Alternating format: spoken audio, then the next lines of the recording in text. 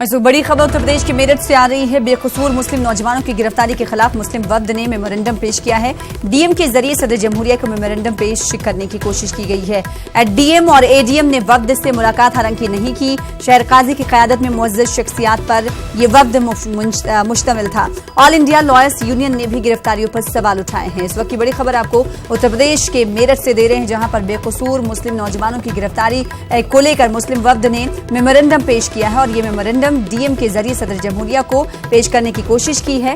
DM और ADM ने हालांकि वफ्द से मुलाकात नहीं की है। कहा जा रहा है कि शहर काजी की क़यादत में मुअज़्ज़ज़ शख्सियात ने आज मेमोरेंडम पेश किया है। ऑल इंडिया लॉयर्स यूनियन ने भी गिरफ्तारियों पर सवाल उठाया है।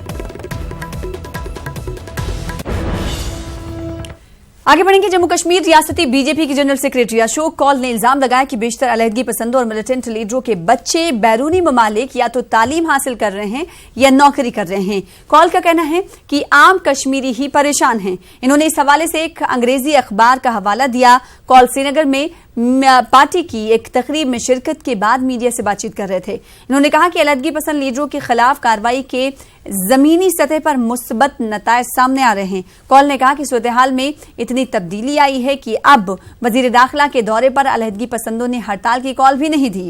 इन्होंने कहा कि बीजेपी रियासत में पंचायती इदारों को बाइख्तियार बनाने के हक में है।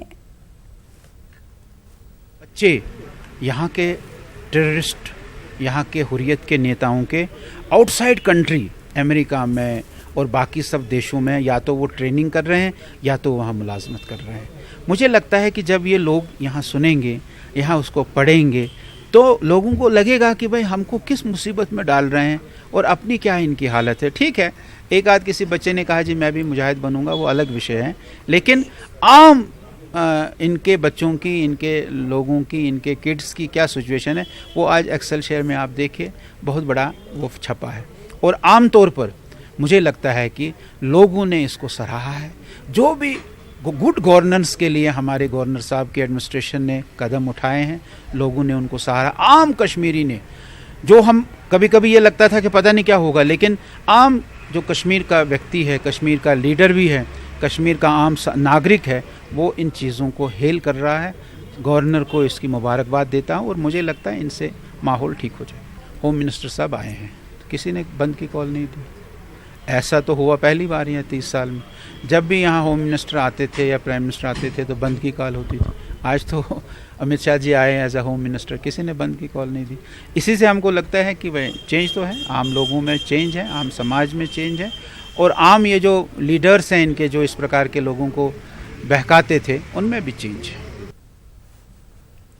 टीएमसी रुकनी पार्लियामेंट नुसरत जहां ने आज कोलकाता में जगन्नाथ यात्रा में शिरकत की। श्री कृष्ण भक्ति की तशहीर के लिए international society for Krishna consciousness ने नुसरत को रथ यात्रा में शिरकत के लिए मदऊ किया था। नुसरत के साथ उनके शौहर निखिल जैन भी थे।